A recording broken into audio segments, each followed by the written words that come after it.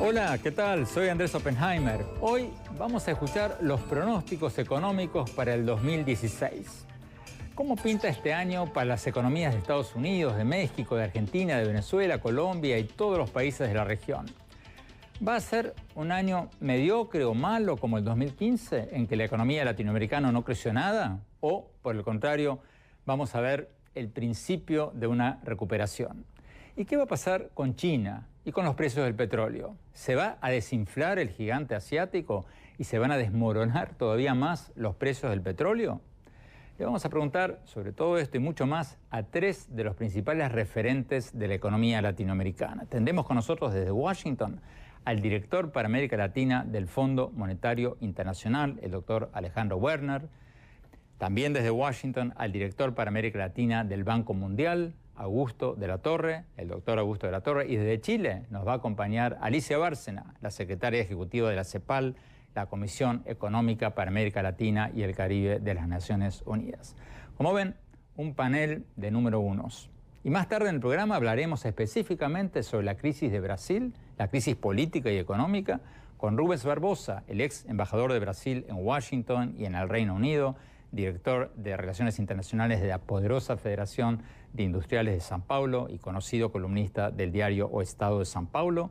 Y también hablaremos sobre los primeros pasos del presidente argentino Mauricio Macri, con Damián Valenzuela, presidente de la firma de asesoría económica Latinvest y profesor universitario en Argentina. Bueno, vayamos a Washington con el doctor Alejandro Werner, director para América Latina del Fondo Monetario Internacional. Doctor Werner, antes de hablar de América Latina, empecemos un poco con la economía mundial, que de alguna manera determina lo que pasa en nuestra región. ¿Qué pronostica el FMI para el 2016 en Estados Unidos, en Europa, en China? Este bajón de China que estamos viendo, que vimos el año pasado, ¿es un fenómeno pasajero o China va a seguir en declive? ¿Cómo ve usted la economía mundial este año? ¿Cómo no, Andrés? Nuestros pronósticos oficiales, como tú sabes, saldrán en unos días, pero cualitativamente lo que estamos esperando para la economía mundial es que presente un crecimiento ligeramente tal vez superior, pero muy parecido a lo que vimos en el año 2015. En el año 2015 la economía mundial creció alrededor de 3%, ligeramente arriba de este número, y entre sus principales bloques lo que estamos viendo para el 2016 es que por un lado Estados Unidos crezca a una tasa muy similar a lo que lo habrá hecho en 2015, alrededor de 2.5%. En la economía de Estados Unidos vemos un mercado laboral muy sólido, la tasa de desempleo continúa cayendo alrededor de 5%, vemos la creación de empleos, digamos, en niveles que no se habían visto hace varios años, el consumo también robusto y las áreas un poquito más débiles de la economía de Estados Unidos es en la parte exportadora y obviamente la parte de inversión en el sector energético, en el sector petrolero, altamente afectado por la caída de los precios. Vemos que esto va a continuar hacia el año entrante, un desempeño bastante parecido. La economía de Estados Unidos continuará siendo entre las economías avanzadas un motor de crecimiento. Cuando habla del año entrante, habla de este año, doctor Werner, del 2016. Perdón, tienes toda la razón, del 2016. Y si pasamos a los otros grandes bloques, también vemos ligeras mejoras en el crecimiento económico en Europa. Europa en el año 2015 ya empezó a mostrar tasas de crecimiento alrededor del 1.5%. Esto esperaríamos que continúe en el año actual, en el 2016. Japón también recuperando el crecimiento económico ligeramente por debajo del 1%, pero hay que recordar que la economía japonesa no estaba creciendo hace algunos años y obviamente el foco de preocupación está en los mercados emergentes y en el principal mercado emergente que es China. En la economía china lo que nosotros hemos pronosticado en los últimos años es que continúa este descenso gradual del crecimiento que venía de tasas obviamente de 2 dígitos hacia algunos años. Ya en el 2015 se espera que China se haya desacelerado hacia alrededor del 6-8% y para el 2016 estamos esperando que esta desaceleración continúe a tasas de alrededor digamos, de un rango entre 6 y 6,5%. ¿Qué es lo importante y lo peligroso que ha sido para América Latina, no solo es el descenso del crecimiento chino, sino que este descenso viene acompañado de un rebalanceo de la economía china, donde ya no tiene que depender tanto de las tasas de inversión y tiene que depender más del consumo. Esta reducción en la dependencia de la inversión hace, por ejemplo, que en términos de la construcción, la demanda por cobre, la demanda por acero sea menor, la demanda por energía sea menor, y esto haya afectado obviamente el precio de las materias primas, que es obviamente el principal producto que exportan muchas de las economías de América Latina. Donde vemos los riesgos, obviamente un riesgo muy importante está en la economía china, este rebalanceo de las fuentes de crecimiento en un contexto en el cual el sector financiero chino se expandió mucho en los últimos años, sobre todo el sector no bancario, la emisión de bonos, el financiamiento a través de vehículos especiales, etcétera, presenta, digamos, una maniobra compleja para las autoridades chinas y donde, como estamos viendo, presenta volatilidad, retos de comunicación y obviamente retos de implementación de este cambio de las fuentes de crecimiento en la economía, en la economía de China. Pero resumiendo, vemos una economía mundial parecida al 2015. Doctor Werner, brevemente, ¿cómo esta desaceleración, esta caída china a la que usted hace referencia, ha hecho caer las bolsas mundiales en los últimos días? ¿Cómo afecta esta caída de las bolsas internacionales a América Latina? ¿Hace que los inversionistas internacionales huyan de América Latina o por el contrario hacen que huyan de los países industrializados? ¿Cómo afecta a América Latina esto? A ver, una aclaración primero. Nosotros vemos el crecimiento de China continúa siendo positivo, menos positivo que anteriormente. Estas primeras semanas del 2006 lo que vimos es una volatilidad muy grande en los mercados financieros asociados a preocupación sobre China, una caída de la bolsa de valores en China. La bolsa de valores en China no es un mercado financiero tan relevante como para generar tanta volatilidad. Creemos que la principal preocupación vino por el lado de los movimientos en el tipo de cambio y una preocupación sobre cuál va a ser la política cambiaria. Pero, doctor Werner, pero la pregunta, doctor Werner, era ¿cómo va a afectar esta caída de los mercados mundiales? Porque haya afectado o no, el hecho es que en los últimos días se han tumbado las bolsas en todo el mundo. ¿Cómo afecta eso a América Latina?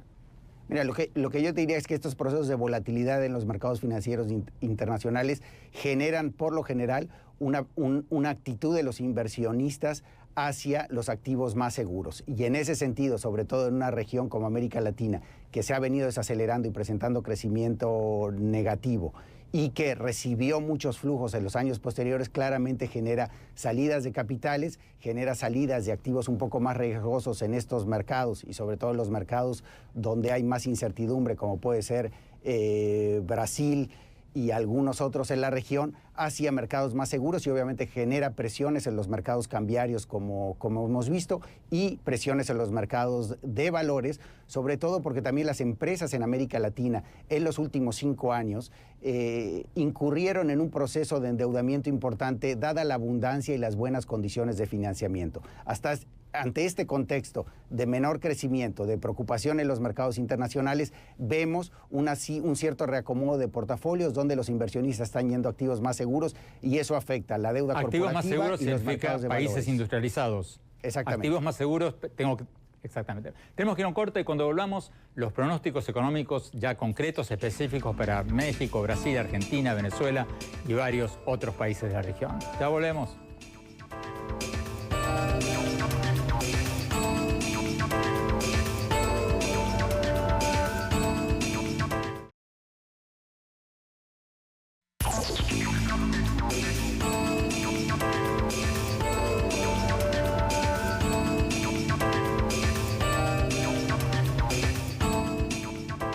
Gracias por seguir con nosotros en este programa sobre los pronósticos económicos para nuestros países en el 2016. Tenemos con nosotros a los 3 principales referentes probablemente de las instituciones internacionales que estudian América Latina. Tenemos con nosotros al director para América Latina del Banco Mundial, el doctor Alejandro Werner, al director para América Latina, el director para América Latina del Fondo Monetario Internacional, el doctor Alejandro Werner, el director para América Latina del Banco Mundial, el doctor Augusto de la Torre, y la secretaria ejecutiva de la CEPAL, de la Comisión Económica para América Latina y el Caribe de las Naciones Unidas, Alicia Bárcena. Vamos al doctor Augusto de la Torre en Washington, director para América Latina del Banco Mundial. Doctor de la Torre, ¿qué pronostican ustedes para América Latina en el 2016? ¿Va a ser un año malo o mediocre como el año pasado o mejor? Mira, lamentablemente los pronósticos para el 2016 se parecen al 2015 y obviamente esto no deja de ser una situación preocupante porque el 2016 marcaría el quinto año consecutivo de desaceleración en la región latinoamericana como un todo. Hay que reconocer que hay diversidad muy grande dentro de la región y en particular se nota una gran diferencia en el desempeño económico entre los países que están en Centroamérica y el norte de América Latina, como México, que están mucho más pegados al ciclo económico de los Estados Unidos, con quien ellos comercian mucho más intensamente. Sudamérica, por el contrario, se ha vuelto una región cuya actividad económica está mucho más ligada a lo que pasa en China.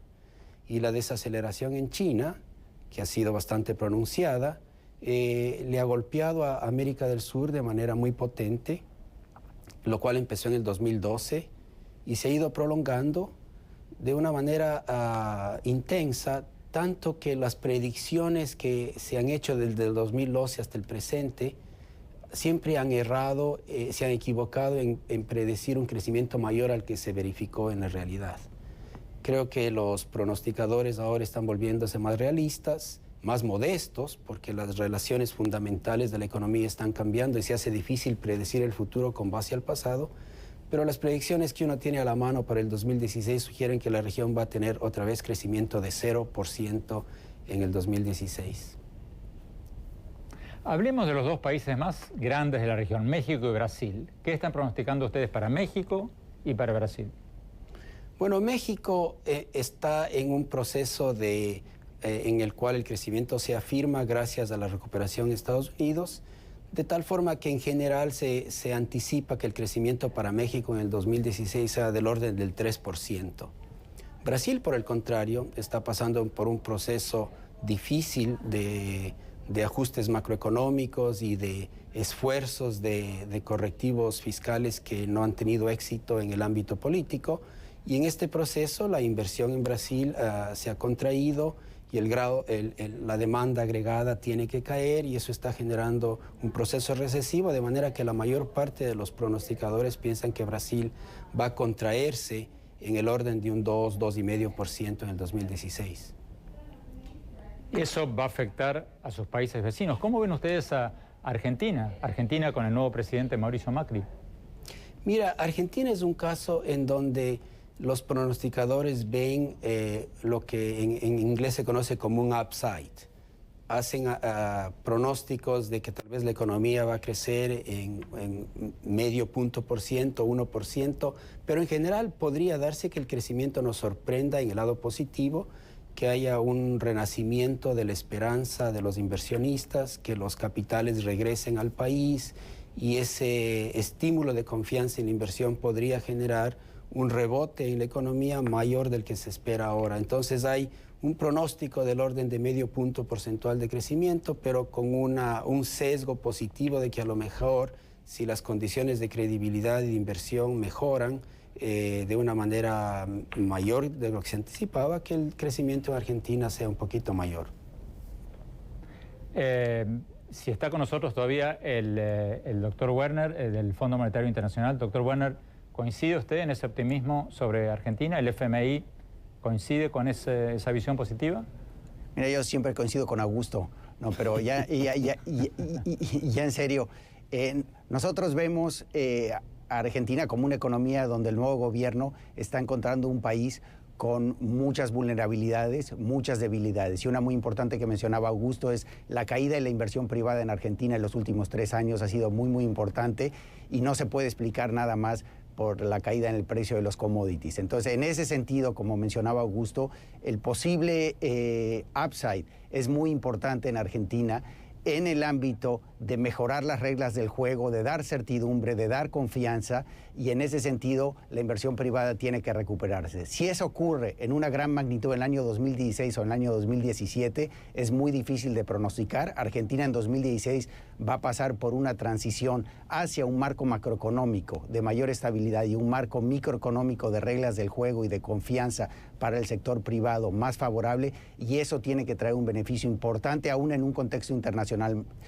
difícil. Argentina está empezando de una situación muy crítica y las señales que estamos viendo tanto en el orden macroeconómico con las medidas que anunció el día de ayer el ministro de Economía de ese país, la liberalización del cepo cambiario y otras medidas que han anunciado como la disminución de subsidios energéticos, etcétera. Y por otro lado, la mayor confianza y la disminución de cargas excesivas fiscales en ciertos sectores tiene que generar un impacto importante en la economía, en la inversión, y veremos si eso se da en plena magnitud en la segunda mitad de este año o también se extiende a 2017 y eso va a definir el número específico, pero cualitativamente, claramente hay una posibilidad de una sorpresa positiva en los próximos 2 años en Argentina importante. Doctor Werner, brevemente, ¿qué va a pasar con Venezuela en el 2016? El año pasado, Venezuela, la economía cayó un 10%, el mayor desplome del mundo, según algunos, la inflación del 200%, la mayor del mundo. Con los precios del petróleo que en días pasados cayeron por debajo de $30 por barril. Me acuerdo que cuando Chávez estaba de presidente llegaron a $145 por barril. ¿Qué va a pasar con Venezuela con este desplome de los precios petroleros? Exactamente, nosotros estamos viendo para Venezuela un 2016 muy parecido al 2015, una contracción, digamos, en órdenes de magnitud tal vez ligeramente menor, pero muy parecida al 2015. La inflación se seguirá acelerando de niveles que tal vez cierre el 2015 entre 250 300% y que esto pueda seguir moviéndose de manera explosiva para arriba. Una implosión del sector privado, la inversión privada en Venezuela tal vez es 2,5 puntos del PIB, lo que se compara tal vez con entre 15 y 20 en el resto de los países de la región. Realmente una situación muy crítica y que ilustra un punto que complementa lo que dijo Augusto en el bloque anterior. No solo vemos esta diferencia entre Sudamérica y Centroamérica y México, sino que también en Sudamérica vemos aquellos países que tenían buenos fundamentos económicos, pudiendo manejar sin una recesión y sin un descontrol económico la caída en los precios de los commodities, y aquellos países que tenían vulnerabilidades aun cuando los precios de los commodities eran altos, teniendo problemas muy importantes. Doctor de la Torre, Venezuela, me dejó frío esa cifra del doctor Werner, del 250 al 300% de inflación proyectada por el 2016. ¿Cuánto puede un país vivir con una inflación del 200-300% sin caer en la hiperinflación? O sea, cuando hay hiperinflación se paraliza el país, hay caos porque los negocios no abren sus puertas. O sea, ¿en qué momento calculan ustedes los economistas que una inflación alta se convierte en hiperinflación? No tenemos una ciencia exacta al respecto, pero es muy conocido que a mayor nivel de inflación, mayor el riesgo de que esta espiral se materialice y se convierta en una hiperinflación. La lógica de la hiperinflación no solo es económica, es también política. Depende de la habilidad de los líderes políticos de hacer correctivos en los niveles de gasto y en el modo como ese gasto se financia. La hiperinflación siempre está ligada a un proceso de gasto excesivo que no está respaldado por ingresos y que requiere la impresión de dinero para financiarla. Y cuando uno imprime dinero para financiar cualquier déficit en cualquier economía del mundo, eso implica cobrarle un impuesto inflacionario a la población para financiar el déficit fiscal. Entonces es la impresión de dinero que se acumula detrás de un exceso de gasto y eso genera la espiral.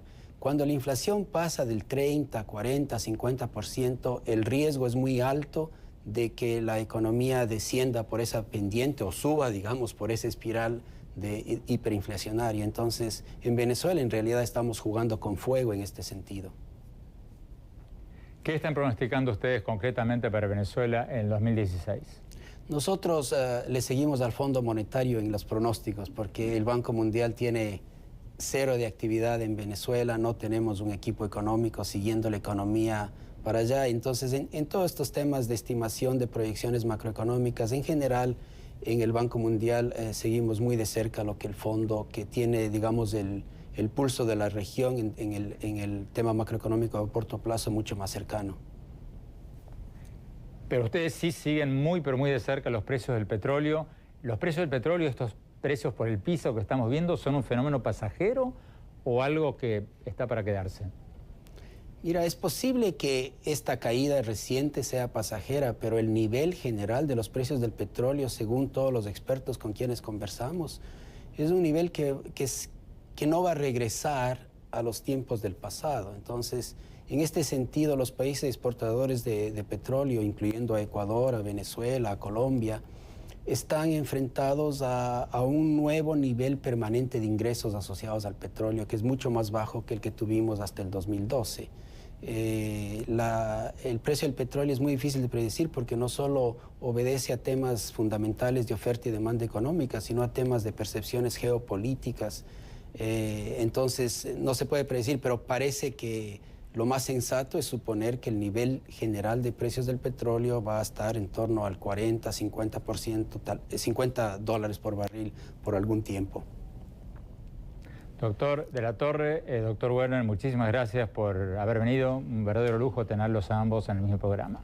Vamos a un corte y ya volvemos con la secretaria ejecutiva de la CEPAL. Ya volvemos.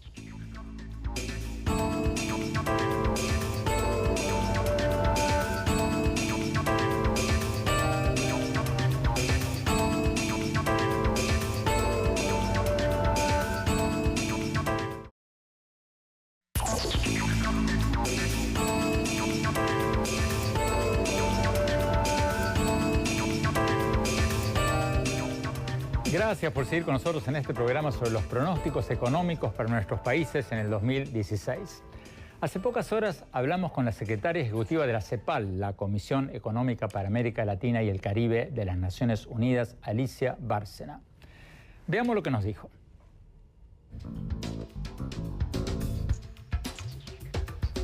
Bueno, estamos empezando el 2016 y la pregunta que todos nos hacemos es ¿cómo pinta este año para América Latina? Licenciada Bárcena, ¿va a ser un año mediocre o malo como el año pasado en que la economía no creció nada en América Latina o vamos a ver la luz al final del túnel? Bueno, mira, yo creo que va a ser un año un poco mejor. No vamos a decir que extraordinariamente mejor porque eso sería demasiado optimista. Yo creo que vamos a tener un leve repunte muy interesante. El 2015, de acuerdo a las estimaciones de CEPAL, lo estamos cerrando con un menos 0.4%, en tanto que el 2016 nosotros estimamos un 0.2%, un desempeño un poquito mejor. Y eso porque en realidad hay buenas noticias para una parte de la región. Cuidado que la región es hoy más heterogénea que nunca. Aquellas economías más vinculadas a Estados Unidos van a tener una mejor, pues en realidad les va a ir mucho mejor, como es el caso de México y Centroamérica, en tanto a que los exportadores, o más bien sí, los exportadores netos de materias primas como el petróleo, los hidrocarburos, la minería, no les va a ir tan bien. Entonces, en síntesis yo te diría que vamos a tener un leve repunte, que nos va a ir mejor, 0.2, le va a ir mejor a Centroamérica y México, le va a ir menos bien a Sudamérica, pero aún dentro de Sudamérica hay diferencias muy importantes. A ver, vayamos por partes. ¿Cuál es el pronóstico de ustedes para las economías más grandes de América Latina, México y Brasil, que de alguna manera son una especie de motor económico para sus países vecinos? Claro que sí. Mira, en el caso de México, nosotros estamos estimando un crecimiento de 2.6% para el 2016. Que es un crecimiento muy importante. En el 2015 estamos cerrando México con 2.5, un puntito más le damos a México, o sea que es una economía que, digamos, dentro del contexto general de un sesgo recesivo a nivel mundial, a México no le está yendo mal. En el caso de Brasil, por cierto, es una economía que sigue en recesión. Nosotros cerramos Brasil con un menos 3.5 el 2015 y pensamos que en 2016 va a estar en torno a un menos 2%. Así es que estas dos economías, digamos, tienen, vamos a decir, desempeños distintos. En gran medida Brasil depende mucho también de lo que ha pasado con China, ¿verdad? Y su canasta exportadora ha sufrido porque ha sido una canasta de hidrocarburos y también de minerales, como por ejemplo el hierro, que tuvo caídas importantes, y la soja, que también tuvo, no caídas tan fuertes como sí fue el petróleo y la minería, pero también cayó. ¿Cuál es el pronóstico de ustedes en la CEPAL para Argentina y el nuevo gobierno del presidente Mauricio Macri? Mira, nosotros cerramos Argentina con un crecimiento positivo del 2% en 2015 y en el 2016 estimamos un 0.8%. Es decir, lógicamente Argentina, por el nuevo gobierno y demás, ha tenido, tiene una serie de desafíos muy importantes frente a ellos, que son básicamente, yo diría, en relación a... Bueno, creo que la medida que tomó Macri de darle fin al cepo y de, digamos, en cierta forma ir normalizando el tipo de cambio, ha sido positivo. Para muchos esta era una de las medidas más relevantes que Macri tenía que tomar y realmente creo que ha tenido un desempeño hasta ahora. Nosotros lo que vemos, fíjate que el tipo de cambio hoy en Argentina está a 13.7 pesos, muy por debajo todavía del dólar blue, es decir, no hubo aquella volatilidad que se esperaba y yo creo que eso ha sido muy positivo. Ahora, ¿cuáles son los desafíos que va a enfrentar o que está enfrentando hoy día? Es que hay un cambio de política muy fuerte. Mientras que el 2015, el gobierno anterior, se impulsó la demanda agregada a partir de un gasto público alto. Fíjate que el gasto público en 2015 creció de 6.2 a 10.3. Este es un factor que en el gobierno de Macri seguramente va a tener ajustes muy importantes, que de hecho ya lo estamos empezando a ver. El gobierno de Macri heredó un país que no crecía desde hace más de 3 años y la expresidenta Cristina Fernández de Kirchner había dejado un estado repleto de cientos de miles de empleados públicos que en muchos casos cobraban sueldos sin ir a trabajar, los que en Argentina llaman los ñoquis. ¿Qué puede hacer Macri para reducir ese gasto público, ese terrible gasto en empleados públicos que no trabajan, algo que ningún país puede aguantar por mucho tiempo? ¿Cómo puede reducir ese número de ñoquis sin que sus adversarios salgan a protestar a las calles? Mira, yo creo que él está tomando una serie de medidas importantes en materia macroeconómica, que yo creo que eso es lo que nosotros estamos mirando por el momento, y es una serie de medidas que son importantes. Un buen pacto, por ejemplo, con el sector productivo, con los cerealeros, que le están dando un ingreso relevante para poder apuntalar sus reservas internacionales. En materia digamos, en el mercado laboral, creo que uno de los temas centrales es ver cómo se puede lograr, yo diría, retomar la senda del crecimiento productivo y para ello cómo se va a poder, yo diría, apuntalar de nuevo incluso el comercio intrarregional. Uno de los temas que además se contrajo fuertemente en 2015, ¿verdad?, fue el comercio internacional y el comercio de la región cayó menos 14% en términos de las exportaciones. Y el que más sufrió fue justamente el comercio intrarregional. ¿Y cuál fue el más afectado?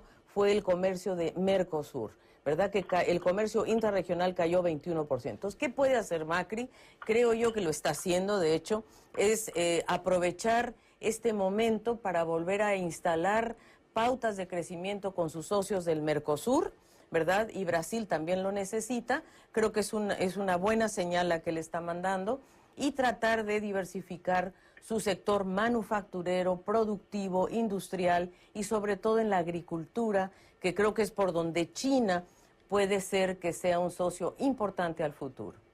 Finalmente, licenciada Bárcena, la economía de Venezuela cayó un 10% el año pasado, en lo que muchos economistas dicen fue el mayor desplome económico del mundo en el 2015. ¿Qué están pronosticando ustedes en la CEPAL para Venezuela este año? Mira, Venezuela efectivamente es un país que tiene severas dificultades, ¿verdad?, económicas muy serias, y nosotros estamos proyectando para el 2015 una caída de menos 7.1, para el 2016 de menos 7. Estamos muy cerca de lo que también dice el Consensus Forecast y otros analistas. Pero te diría que aquí quizás lo más delicado es cómo se va a recuperar.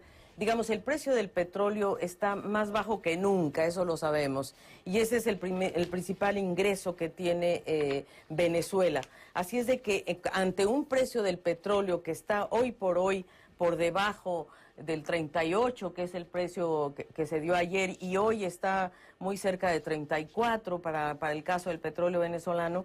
Entonces, pues eso es un tema de mucho fondo, porque esa caída del crudo representa el 90% de las exportaciones en Venezuela y más del 50% de los ingresos fiscales. Entonces, ahí realmente la caída de precios de los commodities, de las importaciones, en realidad estamos ante una economía que tiene graves problemas de poder llegar a una estabilidad mínima, y eso va a tener mucho que ver con el financiamiento externo que puedan lograr. ¿Cuánto tiempo puede un país vivir con una inflación del 200% sin caer en la hiperinflación? ¿Cuánto tiempo puede seguir así Venezuela sin caer en eso que ustedes, los economistas, llaman la hiperinflación, que es una situación en que los precios de los productos suben tan rápido que los comerciantes no saben en cuánto venderlos y cierran sus negocios y el país entra en una parálisis y un caos total mucho mayor que el actual? Concretamente, ¿cuál es el porcentaje de inflación en que la inflación se convierte en hiperinflación? Mira, es muy difícil estimar cuánto tiempo, o sea, realmente nuestra región pasó por ahí en los 80s, afortunadamente ya no estamos ahí prácticamente en ningún país. Yo te diría que incluso Venezuela, con su inflación del 200% o 170%, que es lo que nosotros, que son las estimaciones privadas, creemos que en realidad es un país que requiere, lógicamente, un cambio de timón totalmente en política económica, y eso es lo que yo creo que se va a hacer. Por cierto, creo que por ahí pasa también el tema del tipo de cambio. Yo creo que el gran tema de Venezuela hoy es cómo hacer un poquito, estabilizar el tipo de cambio y lograr que ese atraso del cambio efectivo se controle, se domine y se lleve adelante. Es un país grande, es un país que produce todavía, pero que efectivamente tiene que cambiar totalmente su mirada en la política económica.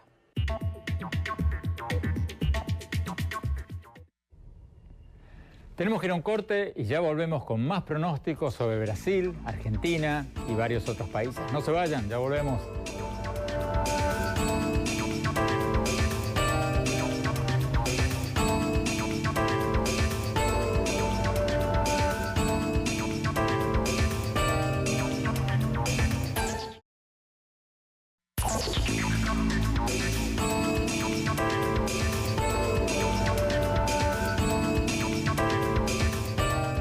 Gracias por seguir con nosotros en este programa sobre los pronósticos económicos para nuestros países en el 2016.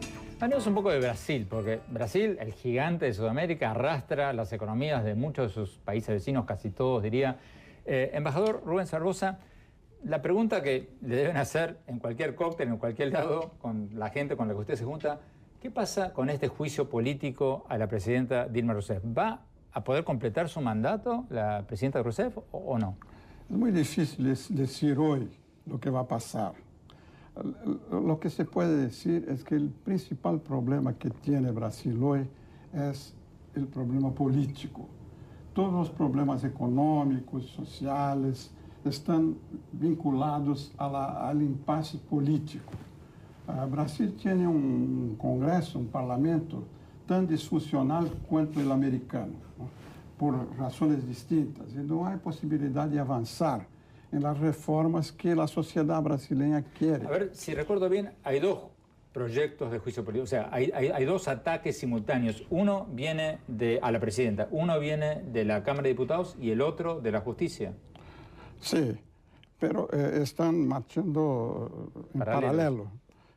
Ahora en febrero, cuando reabren los trabajos de la Cámara de Diputados, este proceso de impeachment va a moverse, ¿no? La presidenta tiene que tener un mínimo de diputados para impedir este avance. Pero como yo dije, el problema es que la incertidumbre en el campo político es muy grande. Paraliza la economía. Paraliza la economía, paraliza las reformas y pone para Brasil un problema de confianza y de credibilidad del gobierno. Entonces, tenemos que ver qué va a pasar en el sector político porque a sociedade brasileira tem consciência da necessidade de reformas, de cambiar a política econômica, e creio que na eleição de 2018 vai haver um cambio. Un cambio total. Un cambio total. Embajador Barbosa, rápidamente, la gran pregunta, ahora, en esta situación actual, en esta coyuntura, ¿para qué lado va a caer, o para no usar la palabra caer, hacia qué lado se va a inclinar la presidenta Dilma Rousseff? Porque ahora que está atacada políticamente, ¿va a hacer un giro a la izquierda para apoyarse más en su principal apoyo, que es el Partido de los Trabajadores, o va a girar a la derecha y va a tratar de hacer un gobierno de unidad nacional para frenar estos ataques, este posible juicio político? No, ¿Para qué lado va a ir? Yo creo que va a mantener su política apoyada por el Partido de los Trabajadores. No va a cambiar, porque intentó con el exministro Joaquín Levy. El exministro de Finanzas. Salió porque tenía la idea de hacer una cosa más pro mercado, pero no va a cambiar. Yo creo que va a seguir con la misma política de aumento de subsidios, de expansión del consumo, más de lo mismo, que es lo que dio el resultado negativo que estamos viviendo hoy. Damián Venezuela, tú acabas de volver esta mañana, hace pocas horas, de Argentina. ¿Cómo ves el comienzo de Mauricio Macri, del presidente Macri en Argentina? A ver, la primera palabra es estoy sorprendido. Estoy sorprendido por la cintura política que está teniendo en estos primeros días de gestión. Primer mes. Mauricio Macri no es de izquierda, no es de derecha, no es de centro. Mauricio Macri es pragmático.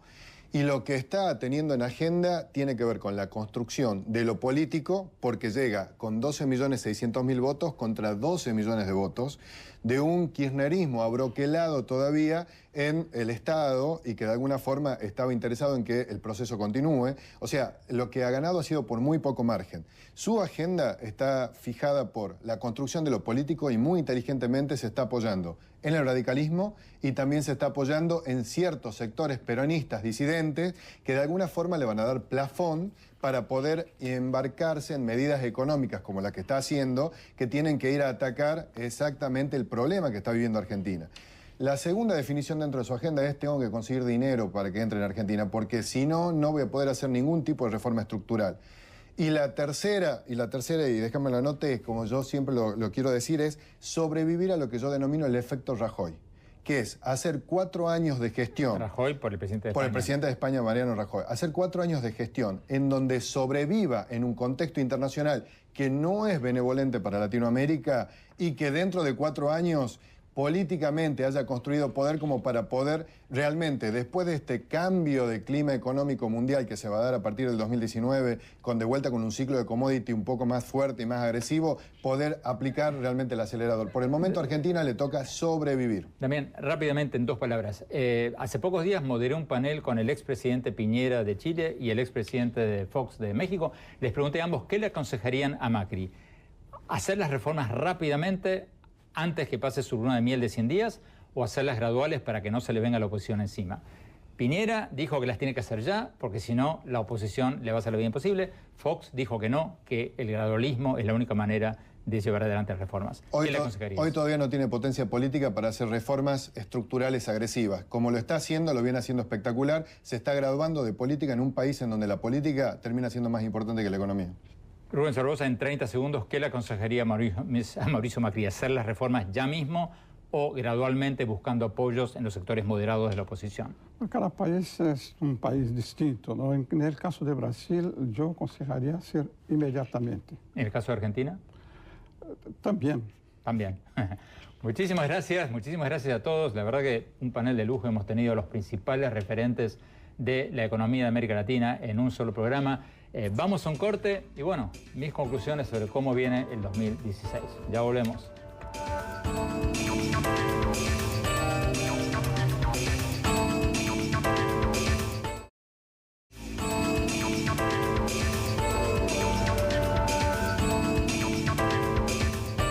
Muchas gracias por habernos acompañado y los invito a seguirme en mi Twitter, @OppenheimerA, y en nuestro Facebook, y a registrarse en nuestro sitio web andresoppenheimer.com para poder recibir gratuitamente todas mis columnas y programas de televisión por internet. Bueno, sobre el programa de hoy, la verdad es que fue un lujo tener en el mismo programa a los 3 principales referentes de las instituciones internacionales que estudian, que siguen muy de cerca las economías de América Latina: el Fondo Monetario Internacional, el Banco Mundial y la CEPAL. Como siempre tratamos de hacerlo, trajimos a los número uno de los temas que analizamos.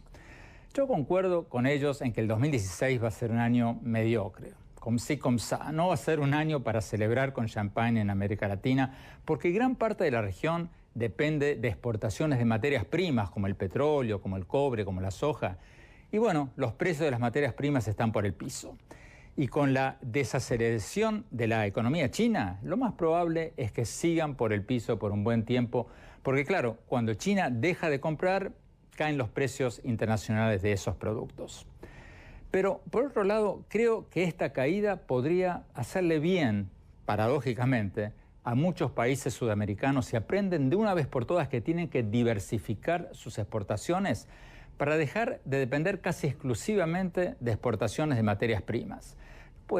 No puede ser, decía, que en pleno siglo XXI, en la era de la economía del conocimiento, en que un programa de computación vale muchísimo más que miles de toneladas de productos básicos como los que recién señalábamos, seamos países dependientes de estos productos, de estas materias primas, que cada vez valen menos en el mercado internacional, y que sigamos siendo economías que suben, que crecen cuando suben los precios de las materias primas y se desploman apenas empiezan a caer un poco. No puede ser.